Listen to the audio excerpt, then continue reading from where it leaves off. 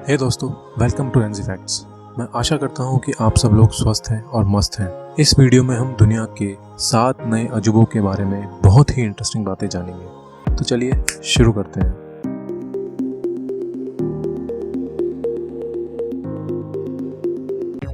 समय की मार से कोई नहीं बचा, तो ये प्राचीन विश्व के 7 अजूबे कैसे बच सकते थे?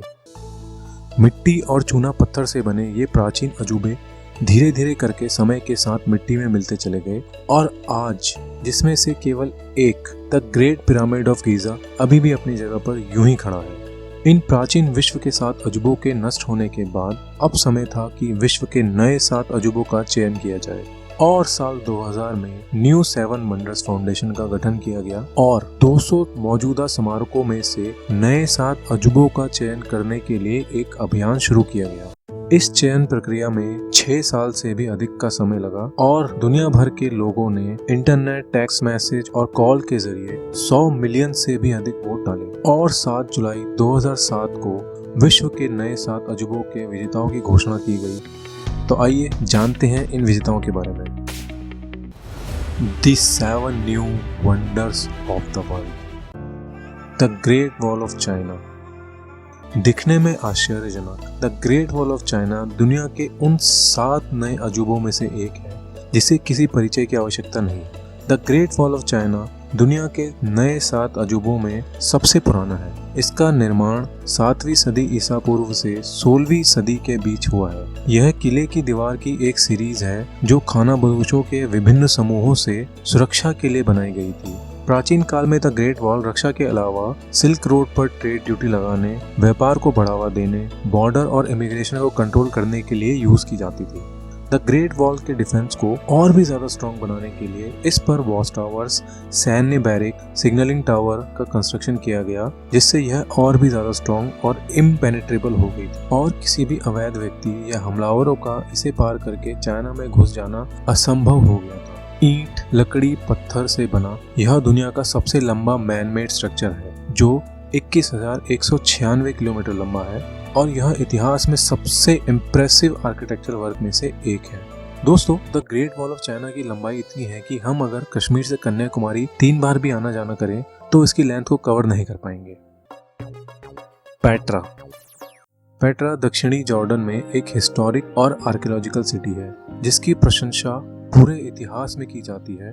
पेट्रा दुनिया के सबसे अमेजिंग आर्कियोलॉजिकल साइट्स में से एक है। ये हिस्टोरियंस और आर्किटेक्ट्स के लिए एक जन्नत है। जॉर्डन का प्राचीन शहर पेट्रा एक सुंदर घाटी में स्थित है जो बलुआ पत्थर के पहाड़ों और चट्टानों के बीच बसा हुआ है।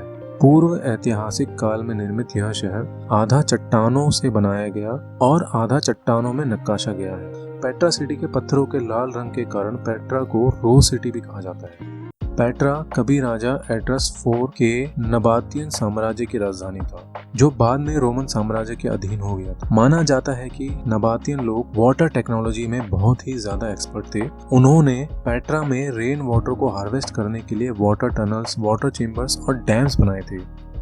नबातियन लोग बहुत ही अच्छे शिल्पकार भी थे जिन्होंने बलुआ पत्थर से घरों, मंदिरों और मकबरों का निर्माण किया था और इनकी खास बात यह थी कि यह बदलते सूरज के साथ रंग बदल लेते थे। भूकंप की मार और समय के साथ पेट्रा शहर में गिरावट शुरू हो गई और पेट्रा को धीरे धीरे करके सभी लोगों ने छोड़ दिया और यह शहर इतिहास में कहीं खो गया। पर इसे 1912 में फिर से खोजा गया और 1985 में यूनेस्को ने पेट्रा को वर्ल्ड हेरिटेज साइट डिक्लेयर कर दिया और 2007 में पेट्रा को दुनिया के नए 7 अजूबों में शामिल किया गया। कोलोजियम इटली के सिटी रोम के सेंटर में स्थित एक ओवल एम्फीथिएटर है। यह अब तक का सबसे बड़ा प्राचीन एम्फीथिएटर है जो अपनी उम्र के बावजूद आज भी दुनिया का सबसे बड़ा स्टैंडिंग एम्फीथिएटर है। कोलोजियम का निर्माण पहली शताब्दी में सम्राट वेस्पसियन के आदेश से किया गया था। कोलोजियम लाइमस्टोन, वोल्केनिक रॉक और कंक्रीट की ईंटों से बना है। इस एम्फीथिएटर में 50,000 से 80,000 दर्शकों को एक साथ बैठाया जा सकता था जो इस एम्फीथिएटर में ग्लैडिटोरियल प्रतियोगिता यानी ग्लैडिएटर्स की लड़ाई, एनिमल हंट्स और एग्जीक्यूशंस को देखने आते थे। कोलोजियम को फेल्वियन एम्फीथिएटर के नाम से भी जाना जाता है। इस रोमन कोलोजियम को 7 जुलाई 2007 को दुनिया के नए 7 अजूबों में शामिल किया गया था। Chichen Itza. चिचेन इट्जा पूर्व कोलंबिया का एक बड़ा शहर था जिसे टर्मिनल क्लासिक काल के माया लोगों द्वारा बनाया गया था।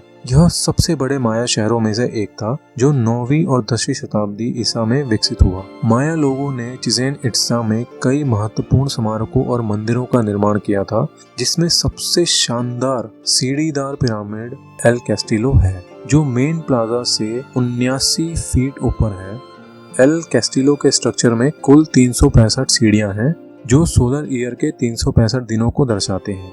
वसंत और सर्द ऋतु के दौरान डूबता हुआ सूरज पिरामिड की छाया को उत्तर की सीढ़ी से नीचे की तरफ एक फिसलते हुए सांप का रूप देता है जो पिरामिड के बेस पर रखे एक स्टोन स्नेक हेड से मिलता है।